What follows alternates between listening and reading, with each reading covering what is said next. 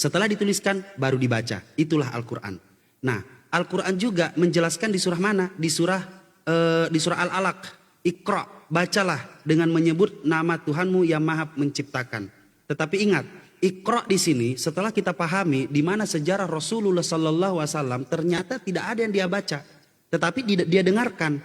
Ternyata dalam ilmu pembahasan Al-Quran itu, karena Al-Quran itu adalah kalimat ijaz, bukan hanya sekedar Iqra lalu bacalah. Ternyata Iqra itu artinya banyak, maknanya banyak, bukan hanya sekedar bacalah. Tetapi pada umumnya yang kita tahu Iqra di sini penjelasannya adalah bacalah dengan menyebut nama Tuhanmu yang Maha Pencipta lagi Maha Penyayang. Nah, Al-Quran adalah firman Allah Subhanahu wa Ta'ala mengajarkan umat manusia bagaimana untuk menjadikan Al-Quran ini pedoman hidup. Bagaimana juga kita mengetahui sedikit sejarah Rasulullah menyampaikan yang namanya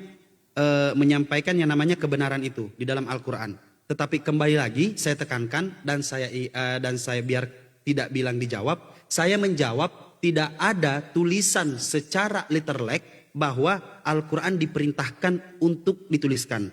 Tetapi Al-Quran itu sendiri di surah kedua sudah ditetapkan, di situ dijelaskan zalikal kitabula, kitab.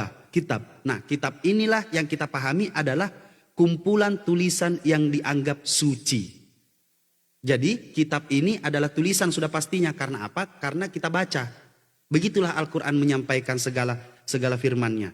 Tidak ada yang namanya secara literally memerintahkan. Karena apa? Karena Rasulullah pun tidak ada dilarang untuk menuliskan Al-Quran itu. Karena kecerdasan para sahabat agar yang namanya tidak lupa dari apa yang kita dengarkan, maka para sahabat membaca setiap apa yang disampaikan oleh Rasulullah, menuliskan setiap apa yang disampaikan oleh Rasulullah Sallallahu Alaihi Wasallam, seorang yang buta huruf yang tidak pernah terkontaminasi dengan tulisan-tulisan manapun, apalagi menuliskan hal-hal yang sebenarnya entah dari mana tulisan itu, apakah buatan sendiri atau tidak.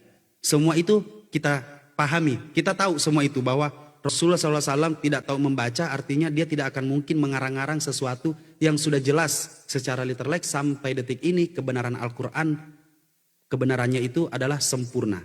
Kembali kepada kitab suci yang tidak ada sedikit pun kesalahan di dalamnya. Mungkin seperti itu jawaban saya dari saya. Silahkan kalau ada yang mau ditanggapi pertanyaannya. Nanti saya ini lagi. Kalau ditanggapi nggak perlu pakai waktu, biar nggak kelamaan bronya ini. Tapi kalau mau pakai waktu juga menanggapi nggak masalah, silakan. Ya, pakai waktu aja nggak apa-apa bro. Silakan. Oke, silakan. Siapa nih? Silakan Anda tanggapi jawaban saya. Enggak, maksudnya abang yang sekarang ngajukan pertanyaan. Nanti saya manfaatkan waktu saya aja. Enggak apa-apa. Maksudnya gini, kan saya biar sesuai saya menjawab, Anda tanggapi dulu. Setelah semuanya, biar menjadi edukasi, setelah semuanya Anda tanggapi, lalu saya tanggapi tanggapan Anda, baru saya mulai bertanya. Ya kan? Sebenarnya kitab suci ini tidak panjang kok, tidak lama. Enggak apa-apa, silakan ditanggapi kalau jawaban nanti saya tanggapi, nanti takutnya ada poin-poin yang abang luput, abang nanti ngejawab lagi. Nyusun pertanyaan abang nanti. Enggak apa-apa. Nanti sesinya panjang jadinya bro. Jadi saya tetap manfaatkan waktu saya aja. Baik itu menjawab maupun itu menanggapi, saya pakai waktu saya aja. Enggak apa-apa. Supaya enak bang. Nanti saya misalnya menanggapi nih. Nah abang kan nanti akan merespon lagi. Kapan abang membentuk pertanyaannya. Oh gitu. Begitu loh. Jadi oke ya. Jadi gini. Ya udah langsung aja sesuai permintaannya. Atau ya bang sampaikan pertanyaan nanti 5 menit. Kita sama-sama sepakat dulu ya bahwa kitab suci itu tidak ada kesalahan di dalamnya, ya. Itu syarat kitab suci itu. Betul ya? Kita sama-sama sepakat. Jadi kita coba baca di Imamat 11 ayat 19.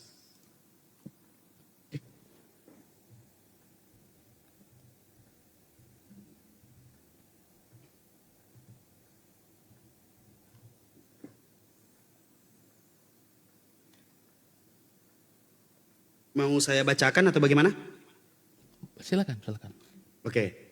Di Imamat 11 ini di Imamat 11 ayat 19 di sini tulisannya di kitab di BIMK di antara burung-burung, ini Imamat 11 ya, di antara burung-burung yang berikut ini, di antara burung-burung yang berikut ini tak boleh dimakan karena najis. Burung Raja Wali, burung hantu, segala jenis elang, nasar, gagak, burung unta, camar, blekok, dan segala jenis bangau, undan, burung kasah, dan kelelawar. Oke? Burung kasah dan kelelawar. Imamat 11 ayat Di berapa? sini 20? dituliskan, Imamat 11 ayat? Imamat 11 ayat 19. Ya. Nah, di sini dikatakan di antara burung-burung. Nah, semua jenis burung dijelaskan di sini. Pertanyaan saya, kelelawar itu apa? Jenis binatang apa? Silakan. Ini pakai waktu atau enggak? Pakai ya? Pakai waktu silakan. Gimana? Anda yang undang, nggak bisa kepencet di sini. Coba diundang lagi, Bang.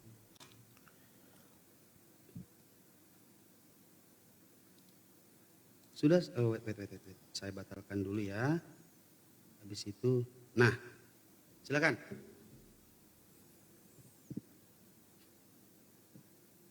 Oke. Ya, yang ditanya adalah apakah mungkin gini. Pertanyaannya, apakah kelelawar itu burung? Itu ya mungkin pertanyaannya. Atau itu burung apa gitu ya.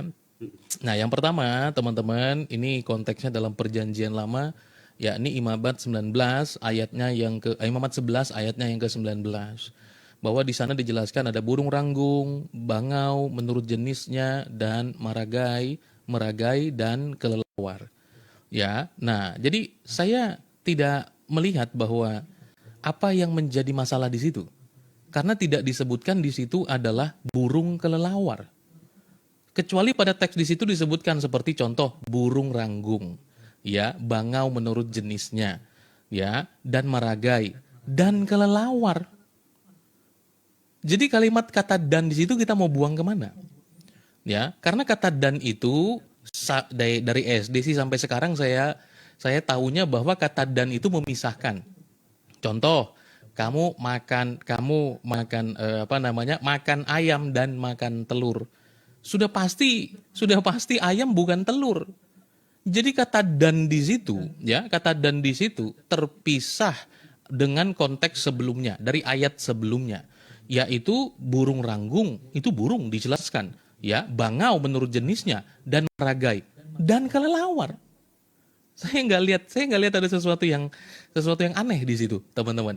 Nah, ini saya masih banyak sekali waktunya ya, kalau untuk menjelaskan hanya kelelawar saja. Ya, kalau nanti kita mau merujuk kepada itu kelelawar apa? Apakah kelelawar yang kita pahami hari ini? Tentu saja dalam konteks kelelawar di dalam imamat itu dalam bahasa Ibrani ya, teman-teman. Karena kalau kita merujuk dalam bahasa Ibrani itu adalah ataleb. Ya, ataleb. Nah, ataleb ini memang kalau di dalam seluruh perjanjian baru, ya, seluruh dalam perjanjian baru itu bisa kita lihat dijelaskan sebagai kelelawar tadi. Saya nggak ada lihat masalah yang signifikan di situ, ya. Nah, dan saya tidak lihat hubungannya antara kitab suci dan menjelaskan kelelawar, gitu loh, ya. Karena kalimatnya di sana ada kata dan, teman-teman. Nah, kalau kejelasannya adalah ada kata dan, maka itu sudah konteksnya atau pembahasannya, objeknya itu sudah berbeda. Ya, itu dia. Nah, misalnya kita bilang pergilah dia bersama si gundul dan anjingnya. Sudah pasti si gundul bukan anjingnya. Ya, anjingnya bukan si gundul. Nah, itu dia. Jadi kalau kita penggunaan kata dan itu memisahkan ya pengertian yang satu sebelum dengan pengertian yang lain. Ya, seperti itu. Nah, jadi teman-teman kalau kita membaca Alkitab, ya, itu di situ ada kata dannya. Nah, maka kita perlu memperhatikan konteksnya mulai dari ayatnya yang tadi ke-19 disampaikan sampai dengan ayatnya yang ke-20. Ya, itu dia. Tadi yang menjadi topik pembahasan adalah ayatnya yang ke-19 ya. Jadi nanti teman-teman bisa melihatkan. Saya mundur sedikit pada konteks ayat yang ke-20. Di sana dijelaskan begini, Bang Rasid. Segala binatang yang merayap dan bersayap dan berjalan dengan keempat kakinya adalah kejijikan bagimu. Jadi di situ sudah dijelaskan, ada perbedaan. Yang pertama, tadi kan adalah segala binatang yang merayap dan bersayap. Apakah kelelawar itu bersayap? Oh, jelas dia bersayap. Apakah dia masuk dalam kategori burung? Loh, di situ pakai kata dan. Jadi tidak semua yang bersayap adalah kelelawar atau tidak semua yang bersayap adalah burung. Ya, itu dia. Nah, dengan keempat kakinya adalah kekejimu. Kemudian ayatnya yang ke-21 dikatakan bahwa tetapi inilah yang kau boleh makan. Nah, itu dah teman-teman ya. Kalau kita baca konteksnya saya kira itu clear ya. Itu sangat selesai sekali. Nah, itu dia. Nanti baru saya pakai, apakah ini langsung saya boleh pakai waktu untuk nanggapi ya Bang ya? Biar enak ya. Baik, nah ini saya manfaatkan. Nah, Bang Rasid tadi mengatakan tuh adalah teman-teman ini sudah jujur bahwa tidak ada di dalam Al-Quran perintah untuk menulis Al-Quran. Tapi pernyataan yang lain itu mengatakan begini, Al-Quran itu adalah kitab suci yang untuk dipahami. Cara dipahaminya dibaca. Loh, terus kemudian membawa ayat tadi dalam Al-Quran, inilah kitab yang jelas dan bla bla bla bla.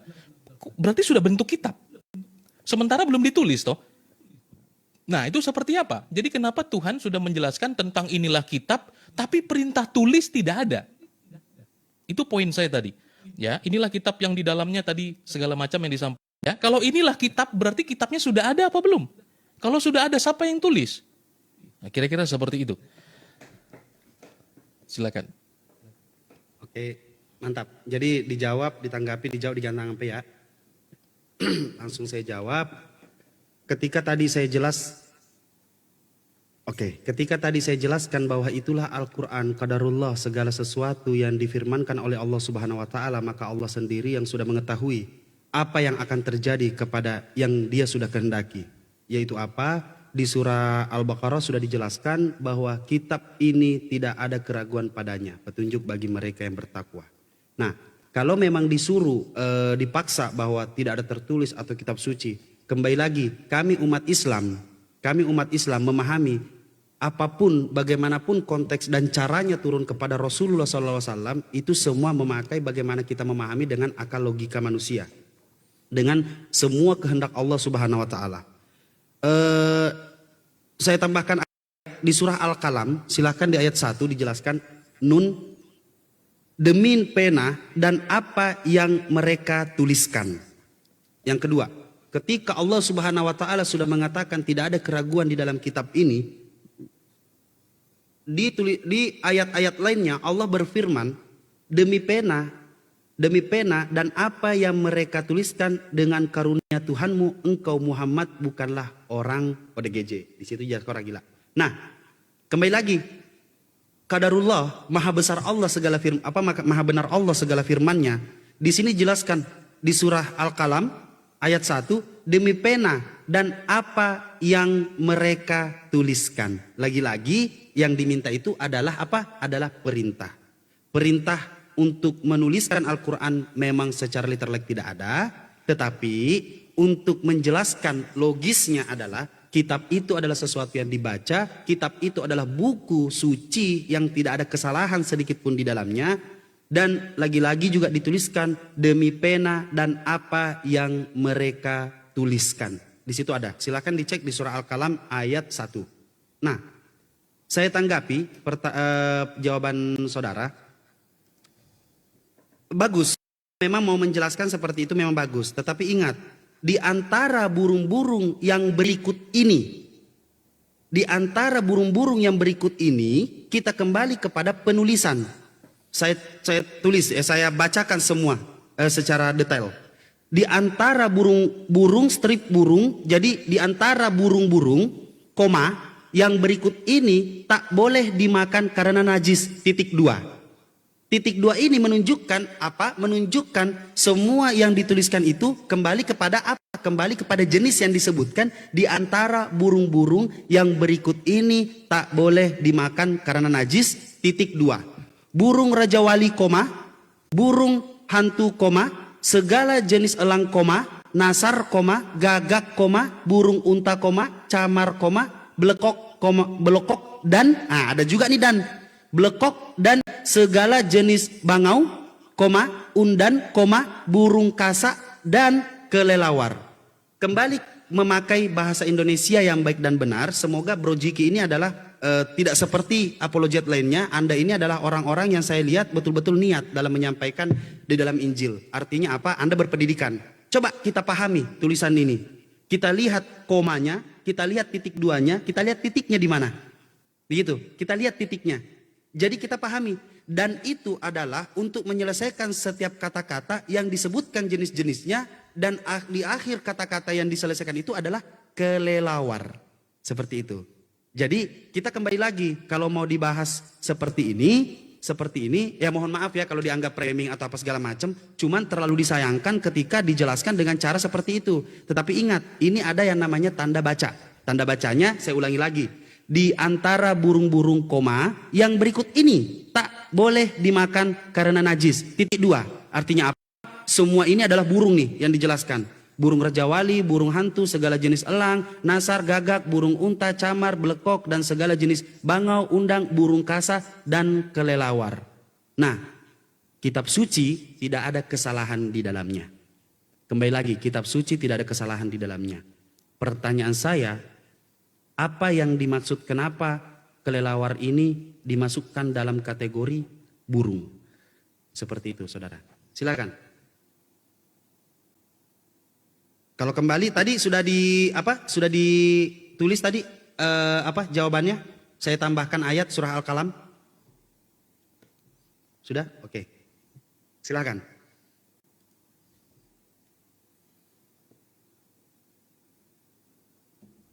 Ya. Loh, ini nanggapin dulu atau gimana ya? Saya jadi bingung. Waktunya saya pakai untuk apa nih? Sisa waktunya. Silakan mau jawab, mau tanggapi, dimanfaatkan aja. Kalau saya tadi saya menjawab, baru saya tanggapi. Tadi saya begitu. Ini waktunya pakai untuk apa? Hah? Nanggapin. Mau menanggapi pertanyaan saya, lalu menjawab dulu tanggapan saya, lalu bertanya lagi, menanggapi jawaban saya begitu. Ya, saya pakai waktu saya aja Bang ya, biar saya fokus. Ya, saya dikasih waktu baru bisa fokus nih. Oke, silakan. Oke, ya, terima kasih. Ya, teman-teman, yang pertama saya tanggapi dulu ya. Bahwa makanya di ayat yang ke-20 itu ditutup. Dengan apa? Dengan segala binatang yang merayap dan bersayap dan berjalan dengan keempat kakinya adalah kenajisan bagimu. Saya tidak lihat masalah di situ sama sekali. Ya, saya tidak lihat masalah, teman-teman. Ya, karena di situ disebutkan kelelawar dan di ayatnya yang ke-20 dikatakan segala binatang yang merayap. Ya. Nah, jadi itu konteksnya sudah bertambah. Ya, konteksnya sudah bertambah. Kalau tadi dikatakan tadi sudah jenis burung dan sebagainya, bahwa pada ayat yang ke-20 itu sudah membicarakan juga tentang konteks yang lebih luas, yaitu binatang yang merayap, bersayap, berjalan dengan keempat kakinya adalah kekejian bagimu. Nah, makanya yang bersayap itu apakah hanya kelelawar? Konteks di atas menjelaskan konteksnya tadi adalah berbagai macam hewan-hewan yang bersayap. Tapi tidak hanya kepada burung. Apa buktinya? Ya karena dijelaskan juga kelelawar, itu yang tidak boleh. Ya, itu yang tidak boleh. Nah, jadi saya kira itu bukan masalah, teman-teman. Saya berharap ada pertanyaan yang lebih daripada itu. Ya, itu dia. Saya berharap ada pertanyaan yang lebih dan juga spesifik kepada syarat kitab suci. Ya, syarat kitab suci. Nah, itu harus dilihat dengan baik. Saya kembali kepada tanggapan saya tadi, teman-teman, bahwa Bang Rasid tambah ayat. Yang bikin juga saya saya harus melihat ini lagi baik-baik itu seperti apa. Ya, tadi di bawah Al-Qalam ya, Al-Qalam ayatnya yang pertama tadi, gitu ya. Nah, apa maksudnya demi pena? Pena siapa? Ya, ini maksudnya ini bagaimana? Kalau tadi Bang Rasid sudah mengatakan bahwa tidak ada perintah. Tidak ada itu eksplisit, teman-teman. Jadi yang pertanyaan saya hari ini yang kalian dapati itu sebagai kitab suci Al-Quran yang sekarang sudah ditulis, itu perintah siapa? Perintah Tuhan atau perintah manusia? Supaya itu dituliskan. Jadi produk yang dipegang hari ini itu adalah produk manusia atau produknya Tuhan yang Tuhan suruh. Sementara kalau tadi bawa tentang Al-Qalam, itu dikatakan demi pena dan apa yang mereka tuliskan. Pertanyaannya tadi demi pena, pena siapa? Ya, dan kemudian yang mereka tuliskan. Jadi mereka itu berinisiatif atau bagaimana, Bang Rasid? Mereka itu berinisiatif karena ada perintah atau berinisiatif karena mau saja? Ya, itu saya tidak mengerti sama sekali. Ya, jadi dimaksud demi pena. Waduh, saya sih mengetahuinya bahwa kalimat demi itu kalimat sumpah, teman-teman ya. Demi Tuhan, ya, demi gundul misalnya. Loh, ini demi pena. Tuhan mengatakan demi pena.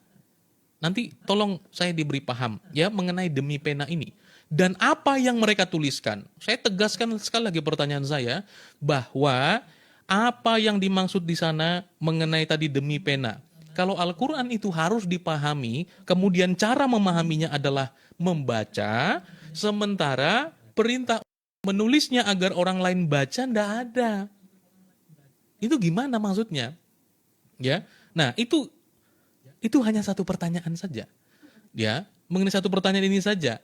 Jadi perintah untuk menulis Al-Quran sudah diakui tidak ada, dan sekarang ya tadi membawa ayat bahwa inilah kitab yang di dalamnya tidak ada keraguan. Kok sudah jadi bentuknya kitab itu? Padahal perintah tulis kitab tidak ada. Kok sudah jadi kitab?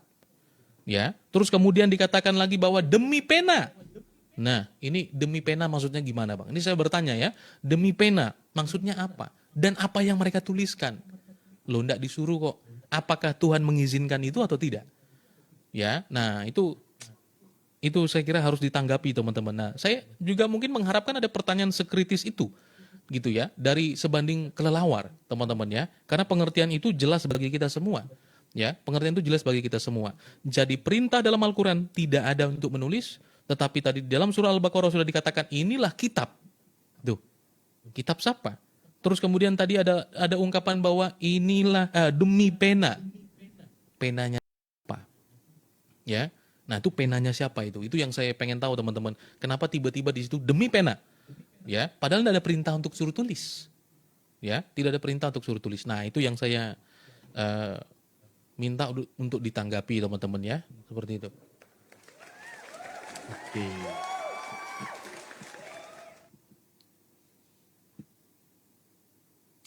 Langsung aja Bang pakai waktunya aja ya. Wait.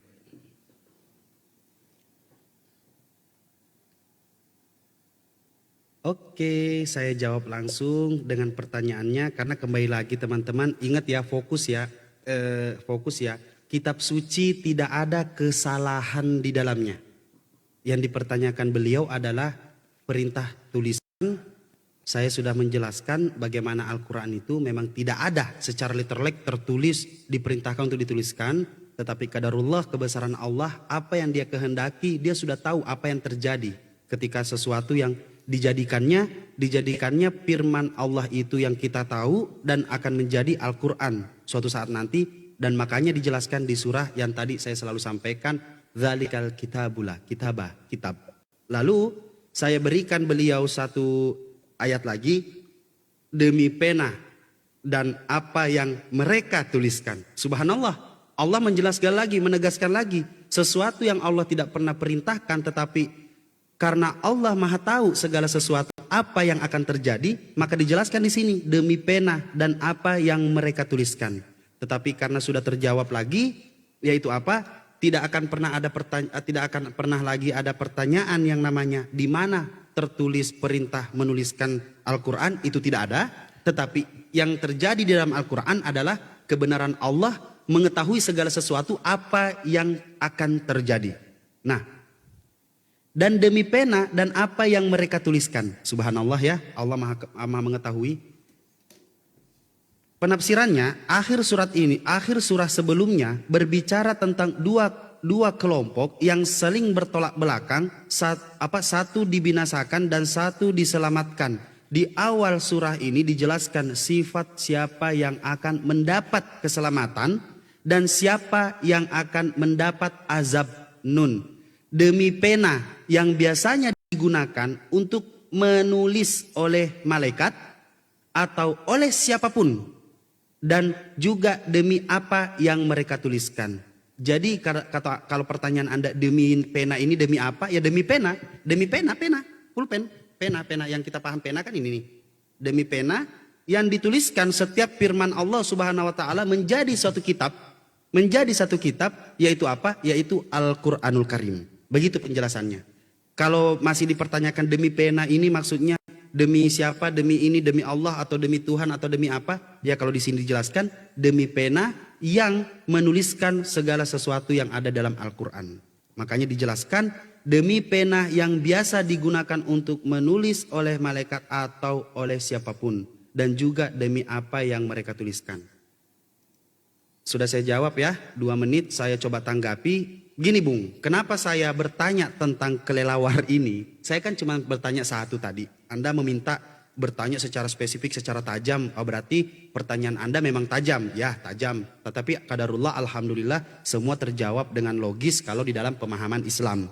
Kalau dalam pemahaman Islam insya Allah itu sudah pasti logis. Karena kehendak Allah sudah mengetahui apa yang akan terjadi, semua dijelaskan di dalam Al-Quran.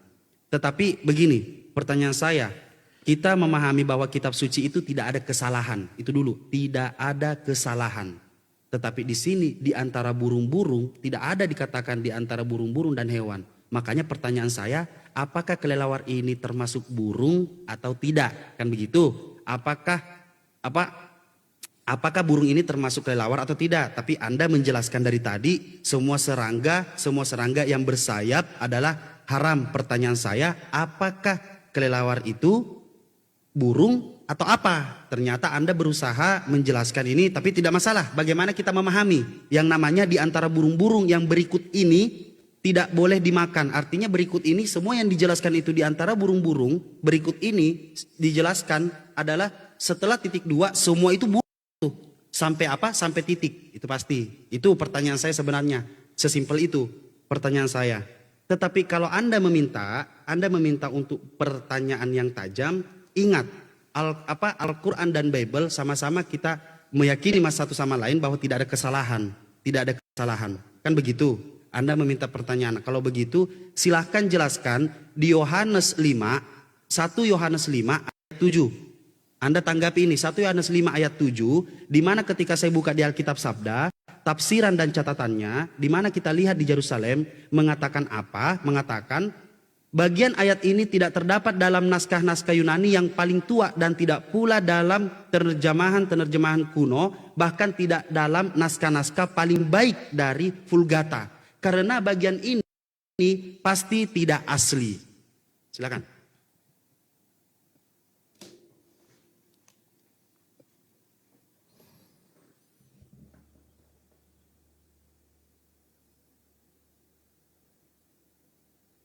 Ya, ini ulang aja.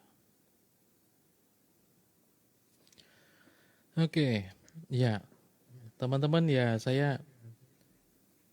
kalau saya katakan nanti jawabannya adalah ya itu qadarullah, kemahakuasaan Tuhan. Tuhan sudah mengetahui, sekalipun itu tidak ada, tapi ternyata nanti ada. Kita udah nggak ada diskusi. Ya, kalau jawabannya adalah qadarullah, hanya Tuhan yang tahu. Walam bisawab. Nah, kita jadi mau ngomongin apa jadinya? Kalau saya pakai jawaban itu, kita nggak ada diskusi. Ya, kita udah nggak ada diskusi kalau saya tadi pakai jawaban misalnya semisal apa yang abang sampaikan. Nah, maka daripada itu bahwa saya memilih ada 3 pertanyaan sederhana sebenarnya tadi ya teman-teman. Dan salah satunya itu adalah ini. Dan yang tadi sudah diakui itu adalah memang tidak ada teman-teman. Perintah di dalam Alkitab. Ya, di dalam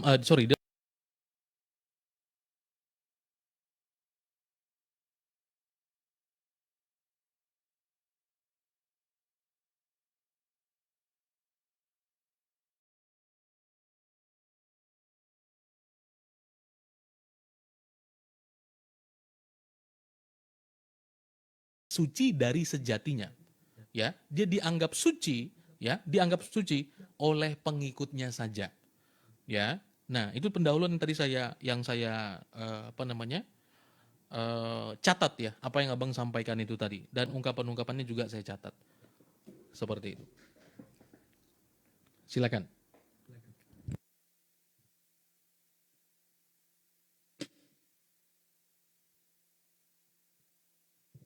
Oke, berarti apa? Kembali kepada esensi kitab suci itu adalah tidak ada perintah, tidak ada perintah, lagi-lagi tidak ada perintah. Kita tahu lah ya teman-temannya semuanya. Oke, mungkin harus agak gimana ya, agak tegas menjelaskan begini, saudara. Kenapa ada kata-kata qadarullah itu adalah kehendak Allah Subhanahu wa taala? Anda terlalu meminta di mana perintah Al-Qur'an menulis, di mana perintah ini, di mana perintah ini, sedangkan Anda tidak pernah mengingat bahwa di mana perintah-perintah ini, perintah ini, perintah ini tidak ada dalam Bible. Itu kalau mau dipertanyakan tentang perintahnya. Tetapi kenapa saya mengangkat tema syarat kitab suci itu adalah tidak ada kesalahan di dalamnya. Itu pertama, tidak ada kesalahan, tidak ada kebohongan dan lain-lain. Itu dulu. Bukan tentang bagaimana. Ya, Anda mengatakan dianggap suci bagi pengikutnya. Betul, bagi pengikutnya yang mau memakai akal. Karena Al-Quran itu adalah bagi orang-orang yang mau memakai akal. Al-Quran hanya untuk manusia yang memakai akal.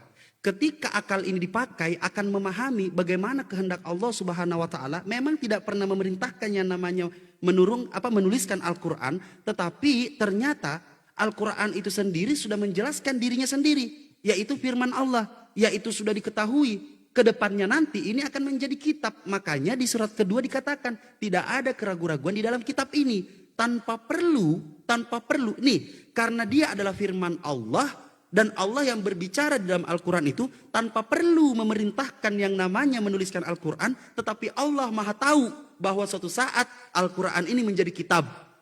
Itu yang pertama.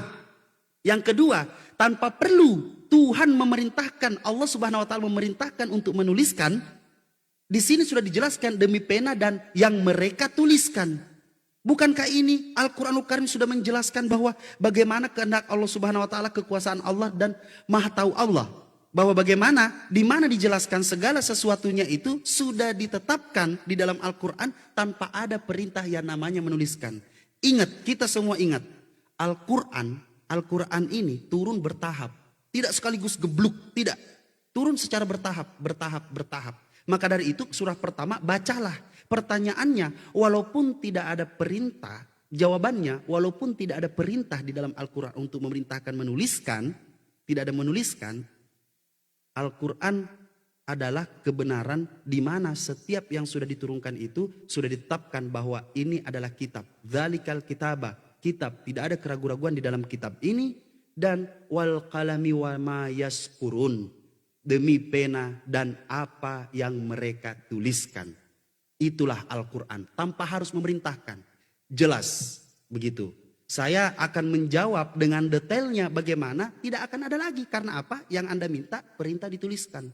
Kalau masalah menunjukkan bahwa kitab suci itu adalah perintah, harus ada perintahnya. Oh banyak sekali Bung. Tapi Anda tidak usah terdistract dengan apa yang saya sampaikan. Tidak usah terdistract. Tapi saya mau sampaikan ini. Bahwa 4 kitab yang digabungkan itu sebenarnya pertanyaannya itu banyak sekali. Nabi siapa yang memerintahkan mengambil perjanjian barunya orang Yahudi dijadikan perjanjian lama. Lalu digabungkan 4 kitab dikanonkan menjadi satu. Siapa yang memerintahkan, siapa yang suruh, siapa yang apapun itu. Lalu Nabi siapa yang membawa, itu gak ada sampai detik ini. Anda juga pasti tahu itu. Kalau masalah perintah, tidak ada yang memerintahkan untuk menggabungkan 4 kitab di dalam Bible itu. Tidak ada. Tidak ada yang memerintahkan. Bahkan Yesus mengatakan, kitab-kitab ini adalah kitab yang diteliti, yang kalian teliti. Kan begitu. Tapi itu tidak usah dijelaskan. Maka silahkan jelaskan yang tadi yang saya sampaikan. Yohanes 1. Kalau Anda selalu minta dan minta bahwa tidak ada tulisan, tidak ada tulisan itu. Yang ada hanyalah bagaimana Allah Subhanahu wa taala sudah mengetahui apa yang dia firmankan akan menjadi sebuah kitab. Dan sudah diketahui oleh Allah Subhanahu wa taala, bahkan akan ada manusia yang memakai pena yang akan menuliskan setiap Al-Quran. Seperti yang kita lihat di dalam live ada seorang perempuan yang suka live sambil menuliskan kitab Al-Quran. Itulah yang dimaksud dalam surah Nun itu. Sekarang Anda fokus jawab pertanyaan 1 Yohanes 5 ayat 7. Di mana dijelaskan ini bahwa karenanya bagian ini pasti, bahkan dipastikan tidak asli. Ini Bible Anda, ini Bible online, namanya Alkitab Sabda. Di sini ada tafsiran atau catatan. Di sini semua tafsirannya Full Life, Matthew Henry, SH, Ulti, Galilea, Bis, dan Jerusalem. Ternyata di Jerusalem ini mengatakan bagian ini tidak terdapat dalam naskah-naskah Yunani bla bla bla. Silahkan dijelaskan dan fokus jelaskan itu. Terima kasih.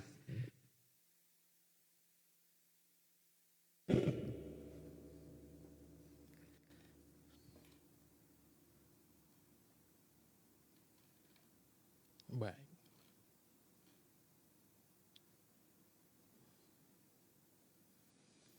Ya, saya akan menjelaskan mengenai koma Johannium ya teman-teman.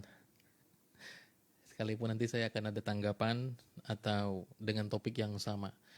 Maka daripada itu, tadi ada pertanyaan-pertanyaan yang berkualitas yang disampaikan oleh Bro Rashid, siapa yang suruh menggabungkan dan bla bla bla.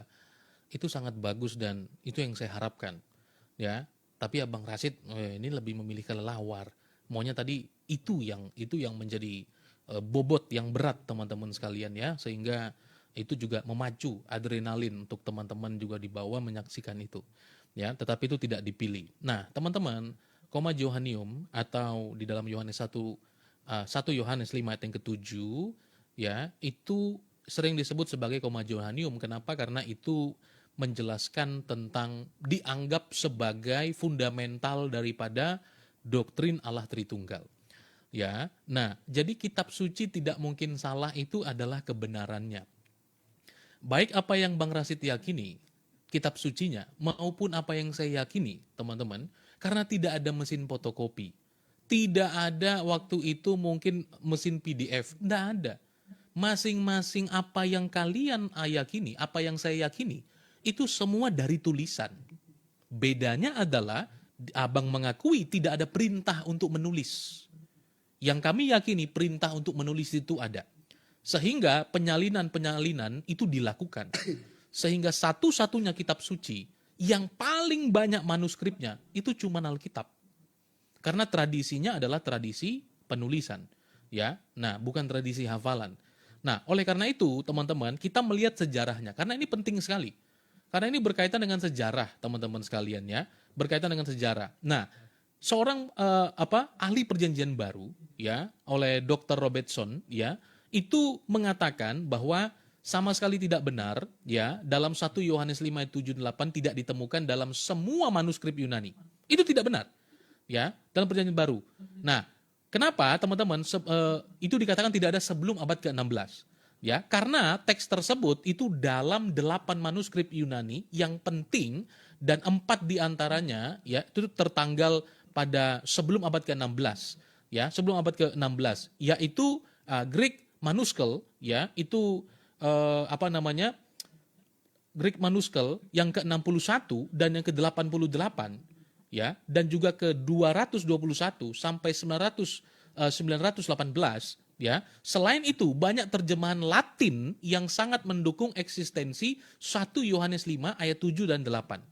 Ya. Nah, maka kurang lebih ada 8.000 manuskrip Latin dan sebagian besar itu berisi Yohanes 5, 1 Yohanes 5 ayat yang ke-7 sampai dengan ayat yang ke-8. Nah, yang terpenting itu ada versi Old Latin yang dipergunakan oleh bapak-bapak gereja. Ya, bapak-bapak gereja. Seperti misalnya Tertullianus. Itu tahun 155 sampai 220 Masehi, ya. Dan Caprician itu tahun 200 sampai 258, ya, yang lebih tua daripada Codex Aleppo, ya, dan juga dipakai sebagai dasar critical text pada abad tersebut. Nah, berisi 1 Yohanes 5 ayat yang ke-7 sampai dengan yang ke-8. Nah, karena terjemahan-terjemahan Latin berdasarkan teks Yunani, maka kesimpulannya ialah dalam manuskrip-manuskrip Yunani kuno, teks itu pasti ada. Kenapa? Karena dalam bahasa Latin. Sehingga daripada itu bahwa teks bahasa Latin ya juga tidak dianggap teks yang mayoritas. Ya, tapi penerjemah Alkitab itu tugasnya kan menerjemah, bukan mengartikan. Ya, maka di dalam Alkitab secara jujur itu ditaruh di dalam kurung untuk menjelaskan bahwa pada teks-teks mayoritas, teks-teks yang tidak rusak, ya, teks-teks yang lengkap, ya, artinya tulisannya cenderung lebih baru, itu tidak ada, ya, karena lebih modern. Tapi pada teks-teks yang lebih tua, seperti yang saya sebutkan tadi, ya, itu ada. Bahkan itu sudah menjadi pemikiran daripada bapak-bapak gereja. Ya, bapak-bapak gereja mengenai tentang ada 3 yang memberikan kesaksian itu. Nah, maka daripada itu alasan lain yang kita pakai pada dasar terjemahan Alkitab Vulgata ya oleh Jerome tahun 340 sampai 420 yang berisikan Komagenium itu diterjemahkan dalam teks Yunani yang baik. Ya. Nah, di dalam prolog to the continual ya epistle ya. Nah, oleh Jerome. Nah, itu dikatakan seperti itu. Jadi kalimat Bapa, Putra, dan Roh Kudus itu tadi merefleksikan bagaimana penulisan Rasul Yohanes yang khas dengan ciri-cirinya menjelaskan tentang praeksistensi Yesus yang kekal bersama dengan Allah Bapa dan Roh Kudus. Seperti itu. Oke. Siap. Tadi terima kasih Bang Brojiki. Tadi karena Anda yang meminta saya untuk lebih tajam, ternyata sebenarnya kalau mau lebih tajam, tadi saya mau mengajak Anda, apakah Anda sepakat kalau kelelawar itu burung? Kan begitu. Anda kan tadi membahas lagi tuh dikit, bahwa saya membawa imamat, lalu saya mempertanyakan, Anda mengatakan itu remeh-temeh atau apa. Kembali kepada fokus, syarat kitab suci dari kesuciannya itu sendiri apa? Yaitu tidak ada kesalahan di dalamnya. Itu dulu, tidak ada kesalahan di dalamnya. Nah, ternyata saya ketemu di sini di Imamat 11, saya tanggapi lagi karena Anda tadi menyinggung itu. Kembali saya tanggapi, apakah kita sepakat bahwa kelelawar ini bukan burung? Kan begitu. Semua orang mungkin yang mengetahui ini kelelawar ini bukan burung. Tetapi di sini dijelaskan di antara burung-burung yang berikut ini tak boleh dimakan karena najis. Burung Raja Wali, burung hantu, bla bla bla bla sampai undan, burung kasar dan kelelawar. Tidak dipisah. Setelah turun ayatnya sudah turun. Yaitu terajam. Ayat-ayat tersebut ya kemudian dikatakan disebutkan oleh jasad beliau dan kemudian hingga burung-burung masuk untuk memakannya. Kalau yang ini burung Bang, bukan kelelawar ini ya. Yang ini burung-burung beneran, bukan kelelawar. Nah, ini problem manuskrip.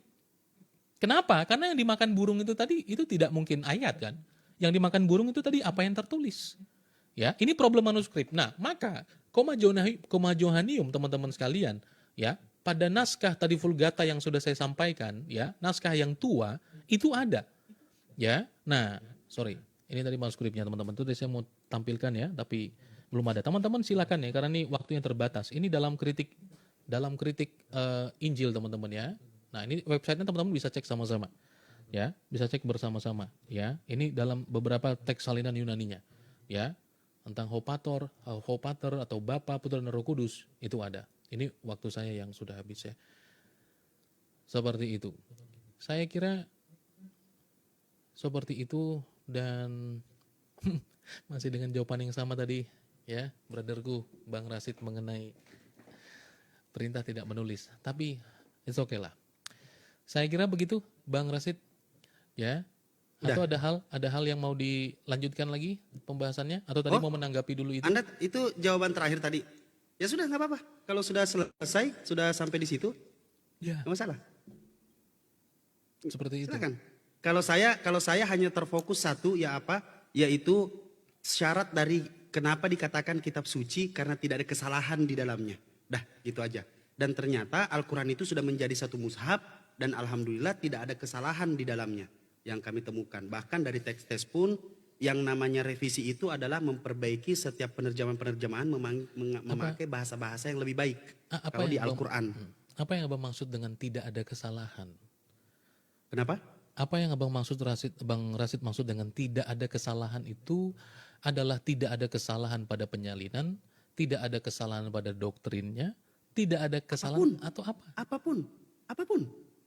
Semuanya, kita bahas aja semuanya. Makanya kan Anda, kalau saya menjelaskan Al-Quran itu, bagaimana Al-Quran ini membuktikan 1400 tahun yang lalu tidak ada yang bisa menyaingi Al-Quran. Terbukti kebenarannya. Ada naskah-naskah lain yang mau menyaingi Al-Quran. Sampai detik ini tidak ada. Itu yang pertama. Nah, Naskah kedua, tertua dari Al-Quran yang paling tua, naskah Al-Quran paling tua itu berapa lembar? kenapa? Naskah paling tua dari Al-Quran itu berapa lembar? Kalau spesifiknya berapa lembar, saya nggak tahu. Kalau spesifiknya Itu di- berapa lembar, itu saya di nggak tahu. Birmingham- Karena di naskah yang Birmingham, paling Bang. tua itu ada di pelapa kurma, di kulit lembu, ada juga di batu. Ah, itu waktu turunnya toh. Nah makanya Tapi hari ini- kalau saya terfokus kepada syarat kitab suci.